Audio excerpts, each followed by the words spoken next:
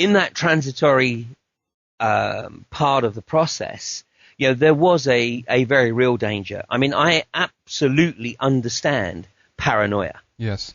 And one of the reasons that I was almost deliberately putting myself into the sort of paranoid state was because I know that I'm not naturally paranoid, and I wanted to understand what it was that was making me paranoid. So I was a glutton for punishment in that respect. And I certainly stared into the abyss, and there was perhaps the odd occasion when I thought that I wasn't going to be able to find my way out, but I had the appropriate guides along the way, and I was given if you like the map to help me find my way through. Yes. And it wasn't until, in fact, I can tell you that 9/11 was the absolute catalyst for me. And anybody that was traveling through Central America in the year 2001, if they were traveling through Belize and traveling through Plasencia, there's a very good possibility that they would have stopped off in a bar there called the Purple Space Monkey. And through much of the summer of 2001, I could be found propping up the bar there in the evening, having spent my day doing research, but I could be found propping up the bar. And one of the things that I was very adamant about at that time was that I was predicting that the US were about to create a major event to launch George Bush onto the world stage. Well, when 9/11 went down, as it happens, I was also scheduled to leave Belize, and I was on the first flight out of Belize after 9/11. But that was my trigger. That was what, if you like, was the catalyst to take me back into the real world. And I decided at that point that, now was my time to come out of my cave, come out of my reclusion, and try and find a way to incorporate my newfound knowledge, hopefully apply some wisdom to that knowledge, and share what I learned, but find a way to share it so that, I wasn't dismissed as, a complete out-and-out crank. And as you now know, I mean, much of my work is spent literally at the front end of exposing the geopolitical agendas. Yes. And looking at the hard facts of that. And then part of my other work is looking at the more esoteric and occult aspects of what is occurring in the geopolitical realm. And there's no doubt in my mind that if somebody goes into this, without a good foundation, then there's a number of ways in which they may come out of the journey, without, how should I say, sufficient awareness to be able to understand how they are perceived within the wider community. Now, one example of this, of course, is David Shayler. Right. Who Rick also referenced, because Rick was also at the Glastonbury Symposium, because David Shayler was on platform immediately after me last year, when David Shayler declared himself to be the reincarnation of the Messiah. That is interesting, actually, in one way. Yes, okay. So here is David, and David to this day is still adamant that he is the Messiah. But hey, that's another discussion. Yes. But Stuart Wilde, who I have a lot of respect for, and a lot of respect for the research that he has put together, and I mean, he himself has been through this process, and he identifies that one of the manifestations of this journey, if you don't properly integrate the process, is that you have this Messiah complex. He also identifies that another manifestation, if you're not able to integrate the information and knowledge that you are accruing during this process, is suicide. So, there is no question that if you're coming into this realm of research and study, one has to acknowledge that it's a bit like a dangerous sport. And like any dangerous sport, if you train, and if you go through the appropriate preparation, then it's not dangerous. Right. But if you go for shortcuts, then basically you run the risk, obviously, of doing yourself a serious injury. I think another analogy, Henrik, is that let's equate this to, say, learning something like a martial art. Mm-hmm. You don't become a black belt in 5 minutes. Right, exactly. The body, the physical vehicle, the emotion, the spiritual, the intellectual, all has to go through a process of learning and development, which is, carefully structured and obviously follows a pattern that's been developed over, probably a few millennia.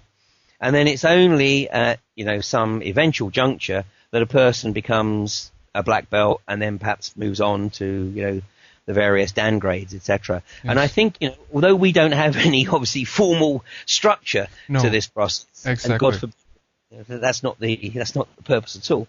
But nonetheless, I think we have to be cognizant that this has to be taken at an appropriate pace. Yes, I think you're right there, and I've talked with other friends about that as well. That this, there isn't never going to be a structure within this, because again, this, if we even can call it a community or a research group or people that are interested in somewhat similar areas, this is not a school. This is not formal. It's not going to be structured in that way, and that means that you yourself are your only kind of in one way teacher and guide, if you will. You are the one who have to keep track on how much you're taking in and at what pace and what is good for you as a person, what you can deal with and so forth.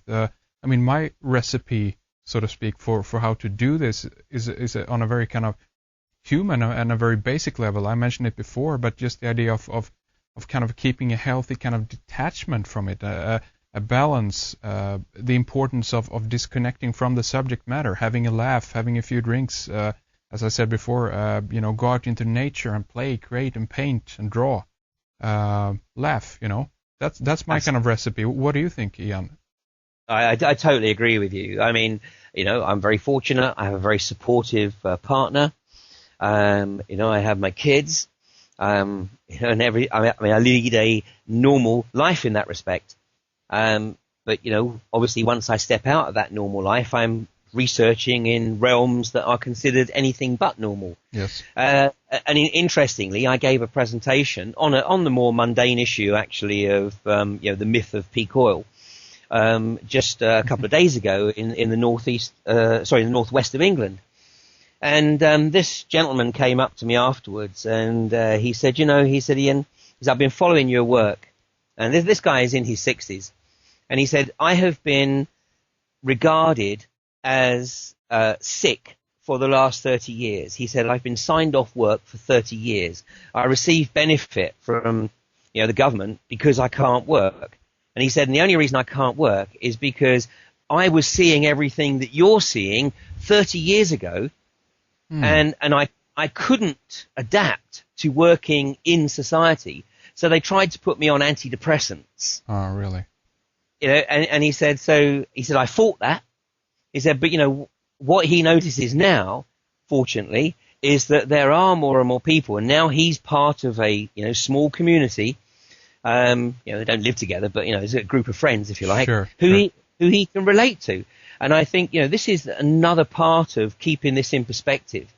It's finding other people, whether it's individuals or within groups or whatever, who you can discuss these issues with. And in fact, I listened to a piece of the discussion you had with Neil Kramer, I think last week. Yes. And in that discussion, I think Neil mentioned that more and more people are finding it difficult to relate to the people that they work with or even their family. Mm.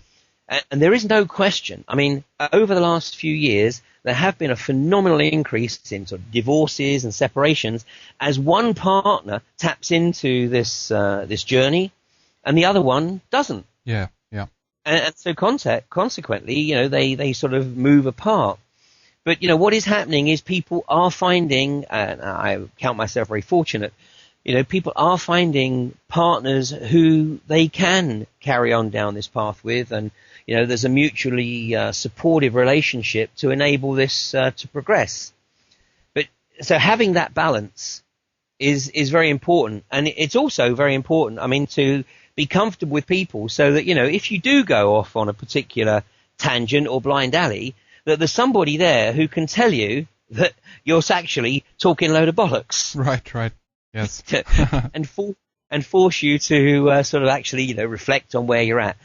I mean, to put it in perspective, I think, it is very, very important that we do as much as possible to stay real. Yes, absolutely. And I think you're right there. I mean, just talking with someone about it, I mean, that's very important. And as you say, of course, there are those who are, unfortunate that don't have that, possibility, so to speak. People that are in one way or another are kind of isolated and feel that that's difficult. But again, I mean, it's all kinds of ways that you can do it now. You can do it online, search up people there. I mean, there's all kinds of ways these days to get some kind of contact, and it's very good to just talk and get it out. And it's to say you can bounce things back and forth as well with other people. You can, if you sit down and talk to yourself, in many cases, the person you're talking with is actually like a mirror in a way, and what you're saying comes back to you. And you can hear if it's reasonable or not. So it's very healthy, Now, the other part of this, of course, and I mean, we've not really sort of gone into it too much, but I mean, the other part of this is it does go hand in glove, obviously, very much with the spiritual journey. Yes. And fortunately, again, more and more people are, especially at this particular juncture, are tapping into this. And I think, my own perception is that many, perhaps even millions of souls have returned to this physical realm at this juncture because of its significance. When you think that just not even 100 years ago, the global population was estimated to be less than 1 billion people. Mm. And here we are now at nearly 7 billion. Yes. And it's like every soul that ever visited this third dimensional realm has returned at this point in time because of some significance, which although we might perceive we have an inkling of what that is, we don't really know. We don't really know. But fortunately, there are increasing spiritually aware communities, and it is important, I think, to find perhaps a community that you can relate to, because one of the things that I will say, and I live in a community in the southwest of England that sort of considers itself to be, the alternative capital of Europe. But, I have to tell you, and I'm going to put this as tactlessly as I possibly can, but, a lot of these people, they have their heads so far up their own arse, I mean, they're of no help or whatever to man or beast. Right. And the other danger is that you get into this bullshit of sort of spiritual one-upmanship. And obviously this should be your first clue. And I mean, anybody who tells you they have all the answers, that should be your first clue to still steer well clear of them. Exactly. Yeah. Because we're here for one reason and one reason alone. That's because we are all perennial students. And our challenge, the challenge we set ourselves before we incarnated, was to use this opportunity to learn as much as we possibly can about ourselves, about the way in which we relate to this realm, and that we can integrate ourselves with the other realms, etc., etc. But it's a learning process. Yes, it's a learning process. And it's very, very individual. But what is important is that at least when we do share with individuals, we can very quickly, hopefully, get away from the fact that we are individually in any way special. And the reason I raise that is because I think Jung, actually identified it very well, because he's clearly, I think, we would acknowledge as the pioneer of the transpersonal process, or understanding the transpersonal process in the last sort of century or so. Right. He identified that, as one goes through this, you do come to a point where you actually believe that you are the chosen one. Right. And he called it the Yahweh syndrome. And he said that, some people get through this sort of very, very quickly. I mean, I think in my own case, it was about 2.5 nanoseconds. But others, like David Shayler,